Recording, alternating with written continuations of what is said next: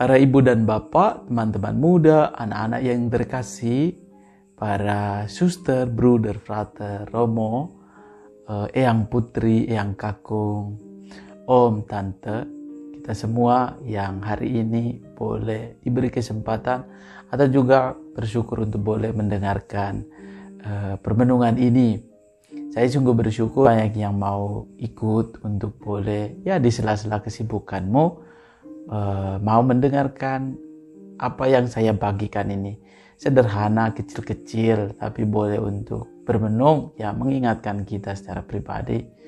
Dan kiranya ini membantu kita untuk semakin bertekun, melanjutkan refleksi kita hari demi hari, kecil-kecil tapi boleh mengingatkan kita ya.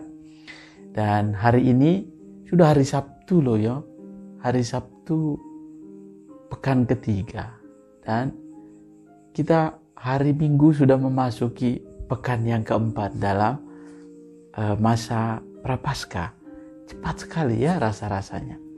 Maka pada kesempatan ini, hari ini bacaan-bacaannya sungguh menarik. Kita mau belajar rendah hati, kita mau belajar dari pemungut cukai. Namun sebelum kita sampai ke sana, mari kita dengarkan antifon pembuka dari Mazmur 103 ayat 2 sampai 3 berbunyi, "Pujilah Tuhan, hai jiwaku, dan jangan lupakan segala kebaikannya, karena Ia mengampuni segala kesalahanmu." Mazmur ini, Bapak dan Ibu Saudara sekalian yang terkasih, kalau kita sungguh mengucapkannya dari hati yang paling dalam, kita pun pasti ikut terbawa dengan pengalaman pemazmur ini. Pujilah Tuhan, hai jiwaku, dan jangan lupakan segala kebaikan Tuhan, sebaikan Allah, karena Ia mengampuni segala kesalahanmu. Maka kita pun diajak untuk setiap peristiwa hidup kita, apapun yang kita lakukan, kita boleh memuji Tuhan. Dan diingatkan, jangan lupa akan kebaikan Tuhan, karena pertama-tama Ia sendiri yang mengampuni kesalahan-kesalahan kita. Dan hari ini melalui firman Tuhan dari kitab Nubuat Hosea, kita dituntun kembali untuk boleh bermenung, merasakan kasih Tuhan. Nubuat Hosea bab 6 ayat 1 sampai 6.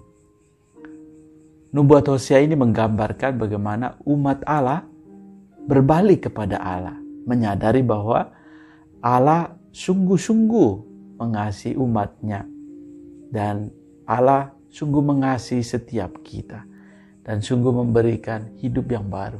Bayangkan Bapak dan Ibu, teman-teman muda serta anak-anak sekalian, semua kita kalau punya sesuatu kesalahan yang besar, lalu kita mau berbalik kepada Tuhan dan diampuni, biasanya rasa-rasanya kita semakin diteguhkan, semakin dikuatkan ya.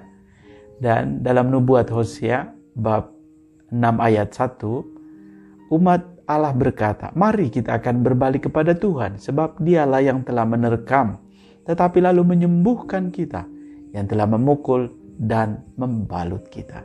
Ia akan menghidupkan kita sesudah 2 hari. Pada hari yang ketiga Ia akan membangkitkan kita, dan kita akan hidup di hadapannya." Marilah kita mengenal dan berusaha sungguh-sungguh mengenal Tuhan. Ia pasti muncul seperti fajar. Ia akan datang kepada kita seperti hujan. Seperti hujan pada akhir musim yang mengairi bumi. Sungguh, aku menyukai kasih setia dan bukan kurban sembelihan. Aku menyukai pengenalan akan Allah lebih daripada kurban bakaran. Itu di ayat yang ke-6. Gambaran ini mau menunjukkan kepada kita bahwa kita diajak untuk setia kepada Tuhan. Dan Tuhan menyukai kasih setia, bukan hanya kurban sembelihan. Dan ajakan bagi kita hari ini, kita mau belajar dari pemungut cukai. Nah, kisah di dalam Injil Lukas bab 18 ayat 9 sampai 12. Kisah ini menarik sekali. Betulnya kisah ini Tuhan Yesus mau mengajarkan kepada para muridnya bahwa kalau jadi murid Tuhan harus belajar rendah hati. Tidak ngenye atau bahasa zaman sekarang tidak sinis terhadap orang lain. Nah, kadang-kadang dalam hidup keseharian kita, ini menjadi tantangan bagi kita untuk melihat orang lain sebagaimana cara Tuhan melihat. Karena kita melihat lain sungguh menganggap remeh. Tapi hari ini Tuhan mengajarkan kita. Ada 2 orang pergi ke bait Allah untuk berdoa. Yang satu adalah orang Farisi dan yang lain adalah pemungut cukai. Nah, cara berdoa orang Farisi seperti ini. Ya Allah, aku mengucap syukur kepadamu karena aku tidak sama seperti semua orang lain. Aku bukan perampok, bukan orang lalim, bukan pezina, bukan juga seperti pemungut cukai ini. Lihatlah, 2 orang Farisi ini memuji diri, membanggakan diri. Dan dia sinis kepada pemungut cukai. Namun lihatlah apa yang didoakan oleh pemungut cukai. Pemungut cukai ini berdiri jauh-jauh, bahkan ia tidak berani menengadah ke langit. Melainkan ia memukul diri dan berkata, Ya Allah, kasihanilah aku, orang yang berdosa ini. Yesus mengatakan, aku berkata kepadamu, orang ini pulang ke rumahnya sebagai orang yang dibenarkan Allah. Karena kerendahan hatinya dan percaya kepada Tuhan. Dan inilah yang sesungguhnya. Kita diajak sebagai murid Tuhan. Kita tidak menjudge orang lain atau bahkan menganggap orang lain itu kau siapa atau kamu seperti apa dirimu. Tetapi kita mengasihi seperti Allah mengasihi kita. Karena barang siapa meninggikan diri akan direndahkan. Dan barang siapa merendahkan diri akan ditinggikan. Tetapi sadari pula bahwa kita merendahkan diri bukan supaya untuk ditinggikan.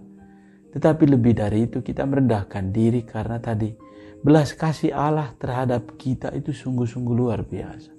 Maka mari kita mohon supaya kita ini jangan menganggap diri kita melebihi segala-galanya. Kita ini tidak punya apa-apa, Tuhanlah yang punya segalanya. Dan Tuhan yang menghendaki apakah kita ini layak untuk jadi muridnya atau layak jadi anak-anaknya. Mari kita mohon, kita belajar, dan saya secara pribadi, secara khususnya, hari ini pun boleh bermenung bahwa belajar menjadi pribadi yang rendah hati seperti pemungut cukai ini. Bahwa di hadapan Tuhan kita tidak punya apa-apa.